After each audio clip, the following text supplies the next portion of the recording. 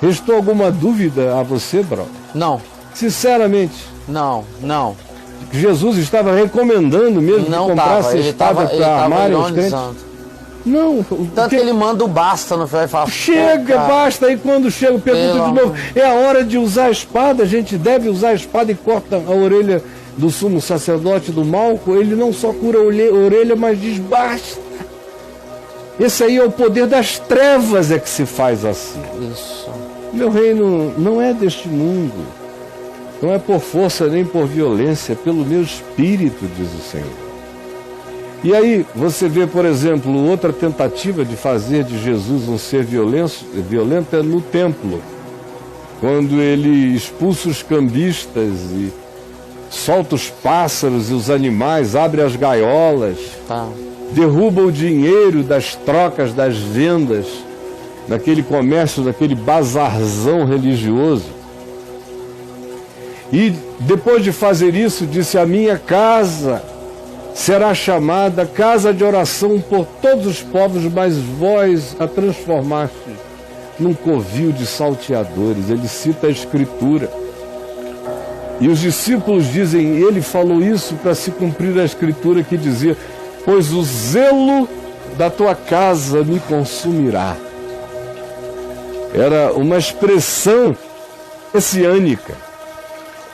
Esse Messias que chega cheio do Espírito, da consciência de Deus, olha para aquela brincadeira de Deus no templo e pratica esse ato que não é violência contra seres humanos. É uma violência de natureza simbólica, uma pedagogia dramática para expressar de maneira caricata, performática, visível, chocante, como isso é abominável. E tinha sido o grito de todos os profetas, as metáforas diversas de todos os profetas em todas as profecias por milênios. E ele apenas representa, ele é a expressão desse zelo que grita, diz que eu ando sempre com a casa do meu Pai. E vocês, quanto mais se ajuntam em nome da casa do meu Pai, mas transformam-na numa sede de bandidos, num congresso de salteadores em nome de Deus. Mas não há nenhum estímulo a nenhuma forma de violência. Seria somente um Jesus esquizofrênico, é que diria tudo o que disse, que ensinaria tudo o que ensinou, que viveu como viveu, que morreu como morreu, que ressuscitou vitorioso, sem tomar vingança como ressuscitado. Ao contrário, pediu que se pregasse amor, perdão, graça e reconciliação, metanoia, mudança de mente, conversão sobre todos os povos. Só um Jesus esquizofrênico proporia algo diferente, e é algo que se repete na história. A gente vê gerações de discípulos, conforme a sua conveniência política e ideológica naquela época, tentarem arranjar em Jesus algum pretexto para o ódio e a guerra. Não foi o que Jesus ensinou, o que ele ensinou é tão explícito: mas entre vós não será assim. Aí você pergunta, mas então um país que seja tomado pela maioria da consciência cristã e que, por exemplo, elegesse um representante para presidi-lo, que fosse alguém de fato cheio da consciência de Deus, do Evangelho e do Espírito Santo, e de amor, de justiça e de verdade, acontecendo algo assim, o que se faria? Se desmobilizariam os exércitos? É claro que não. Jesus, como eu disse, não tenta batizar o Estado. Ao contrário, ele diz que um rei, quando é ameaçado por um outro rei que tem um exército de 20 mil, vê-se com o seu contingente de 10 mil, ele dá conta de enfrentar aquele outro. Do contrário, ele manda missões de diplomacia e paz.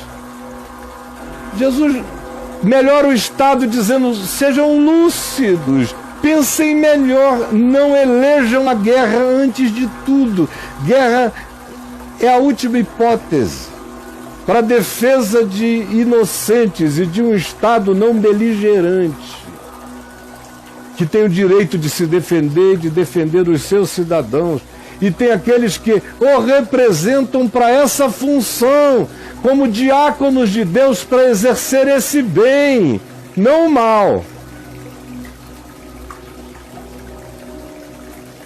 Esse princípio é aplicado às polícias, a todas as forças de proteção da cidadania, para a prática do bem, não do mal, para gerarem respeito e temor pela prática do bem, com o exercício e a execução da justiça, se necessária, de modo imediato, quando se trate de malfeitores, como Jesus disse hoje aqui em Lucas 22, como Paulo diz, escrevendo aos Romanos, no capítulo 13. Mas é tudo tão óbvio. Nós, discípulos, no entanto, não somos pessoas que andam com essa bandeira, que levantam este clamor, que incitam nesta direção, que aplaudem a ideia de que mal se vence com mal, que violência com violência, que é fogo contra fogo. Não. Não se formem os discípulos de Jesus e do Evangelho. Você pode se tornar seguidor do que você queira, mas faça esse seu nome e esqueça Jesus. Porque você abriu mão do Evangelho quando adotou a violência como recurso, como bandeira, como solução. Abriu mão do Espírito de Cristo, abriu mão do poder do Cordeiro de Deus que tira o pecado do mundo. E faz isso com verdade e com justiça. Faz isso com a resposta apropriada, não provocada pelo ódio e nem pela justiça própria, e nem pela justiça tomada nas próprias mãos, mas faz isso com a aplicação de um Estado que ganha respeito gradativo da população pela prática do bem e não do mal e da corrupção. É tão fácil, ele. Agora, existem muitos entre nós que ficaram viciados no ódio e não estão conseguindo voltar atrás. Como eu disse na reflexão do meu texto, que o Braulio leu hoje, e que eu gostaria que, se possível fosse, o Gabriel recuperasse e projetasse aqui para nós. Porque o princípio é Jesus falando: ouvistes o que foi dito, olho por olho e dente por dente. Eu, porém, vos digo, não resistais ao homem mau, ao perverso, mas a qualquer que te bater na face direita, oferece-lhe também a outra.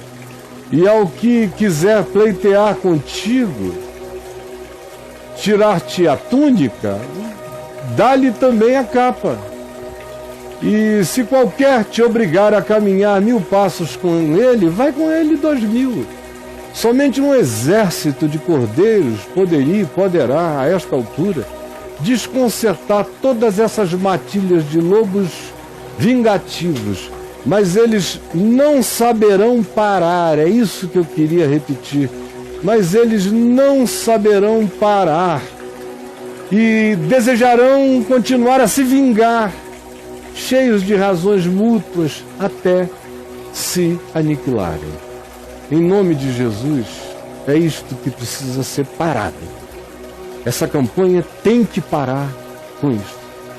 Em nome de Jesus. Senão, com toda essa inimizade, que país nós pensamos em construir e que nação brotará do ódio? Eu teria dias para falar sobre o tema Jesus e violência. O meu querido irmão de leite, nesse sentido e em muitos outros, mencionado por mim hoje aqui, o Jacques Ellul, tem um livro chamado Violência, que é um livro importantíssimo, um dos mais importantes já produzido na história humana, um tratado sobre o significado da violência e sobre a relação de Jesus com o tema geral da violência. E o mergulho no significado, por exemplo, de Romanos 13, que é algo sempre evocado de maneira não compreendida pela maior parte dos cristãos, quando Paulo diz que todos nós devemos estar sujeitos à autoridade. Pedro repete a mesma coisa. Judas, o irmão de Jesus, na sua epístola única também reafirma o mesmo princípio. Mas nada é comparável ao que está dito em Romanos 13 com a sua explicitude. Quando Paulo diz: todo homem esteja sujeito às autoridades. Na realidade, ele está falando das instituições superiores, da forma do governo, daquilo que estava instaurado para que a sociedade não entrasse em estado de anarquia absoluta. E ele diz, porque não há autoridade, não há, de fato, exousia, nesse sentido da autoridade como conceito, como princípio. Não há autoridade que não proceda de Deus, ou seja, onde quer que haja um princípio que faça os homens entrarem em estado de moderação relacional, isso procede de Deus. E as autoridades que obedecem a este princípio, é claro, porque se elas forem incitadoras do ódio, da anarquia e do desrespeito mútuo, elas não foram instituídas por Deus. Elas são praticantes do mal.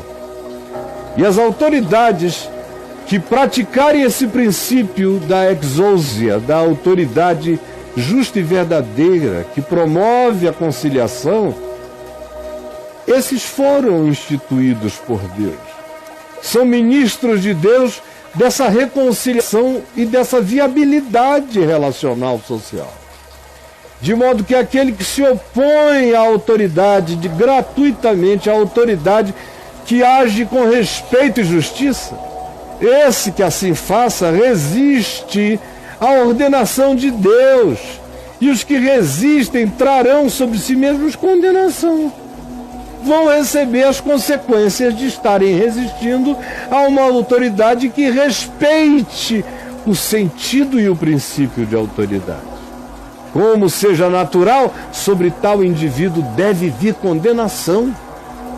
Porque os verdadeiros magistrados, que são aqueles que estão submissos ao princípio da exousia, da autoridade, não são para serem temidos quando se faz o bem.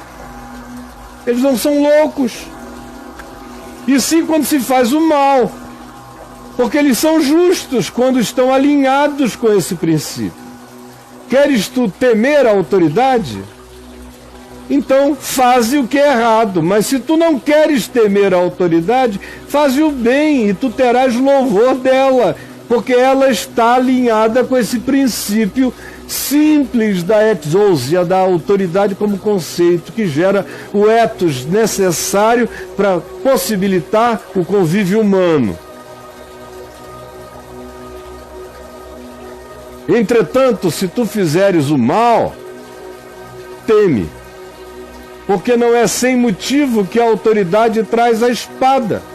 Nesse sentido, significando nos dias de Paulo, em Roma, no Império Romano, na Ásia Menor, no mundo greco-romano, trazer a espada significava da coerção que te parava instantaneamente ao ato de te decapitar, te trazia a morte.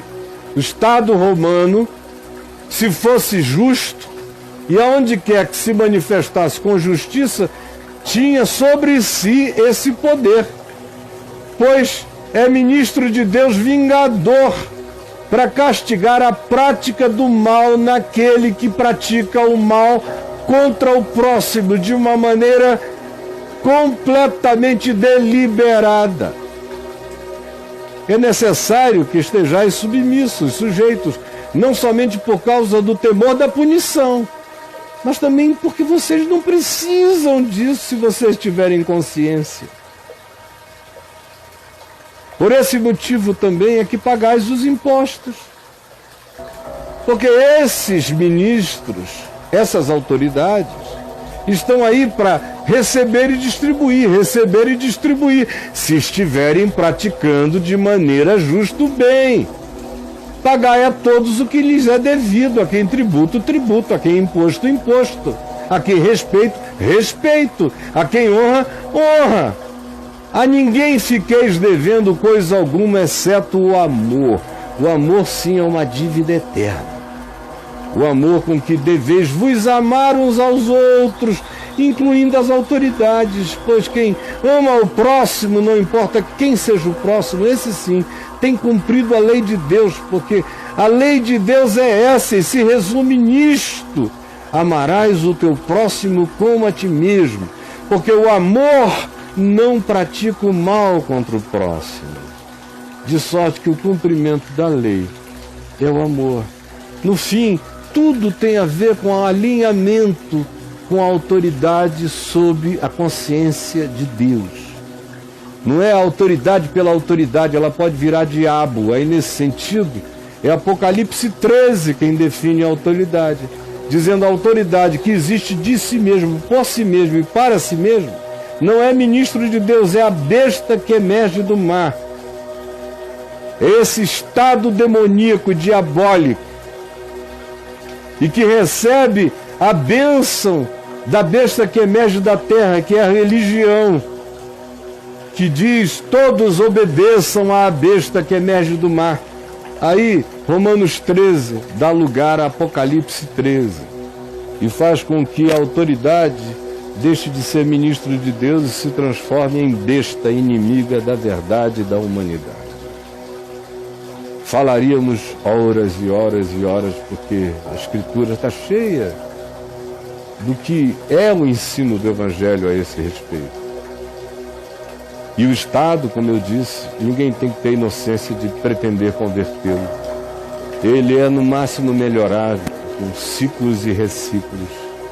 E a presença de bons conselheiros e de pessoas com espírito de justiça, de verdade, de bondade, de humanidade e de necessária severidade, quando severa seja a medida necessária, são os que estão ungidos por Deus para o exercício da autoridade, para o bem do povo, para a ordem pública e para que a violência seja coibida. A verdadeira autoridade exercida com consciência digna evita a maior parte da violência que nós vemos praticada entre nós. E disso eu sei pelas entranhas, pelo intestino. Ouvindo traficantes falando isso comigo no curso de anos, assassinos e matadores, ao mesmo tempo em que ouvi a mesma coisa de policiais, às centenas e milhares, me dizendo a mesma coisa. Houve o tempo em que os bandidos nos respeitavam, porque a corporação era limpa. Quando a corporação foi se tornando bandida e poluída, foi que nós começamos a receber bala, cada vez mais bala. Porque o mesmo policial que subia na hora do almoço e furtivamente em outros horários para receber o achaque, a mineira, o dinheiro, era o mesmo que, quando interessava, se vendia para um outro grupo. E, em nome da polícia, ia combater os traficantes que lhe pagavam o achaque e a mineira, simplesmente para fazer uma substituição agora de gerentes ou de donos de negócios. E foi no crescendo disso, e eu estou ouvindo isso há 35 anos, que os primeiros começaram a me falar no Rio. E eu convivi com todos. E só vejo crescer e aumentar. Portanto, é a falta de autoridade o que gera essa violência absoluta. E não será com um surto de violência que nós vamos aplacar nada. Só vamos exacerbar. É com a paciência do exercício de uma justiça que comece a coibir a violência a partir dos altos escalões, da corrupção, é violência. Braba é dinheiro que não vai para o hospital, que não desentope valas negras, que não chega na escola. É violência, é fome, é corrupção, é maldade. Maldade. Tem que se começar dos mais altos postos, para que aqueles que estão nos segmentos mais distantes e até marginalizados da sociedade comecem a ver que algo startou, houve um reset no Estado e uma consciência velha foi tirada e uma nova consciência foi instalada. E a partir da prática dessa nova consciência, podem ter certeza absoluta, a autoridade deflagra uma energia constrangedora quando não há nela a escusa de qualquer nível de corrupção. Ela é limpa e pura. Israel aqui não viveu bastante, ou não se inteirou bastante da história, para aquilo que eu estou dizendo, é límpido e cristalino na lógica que segue.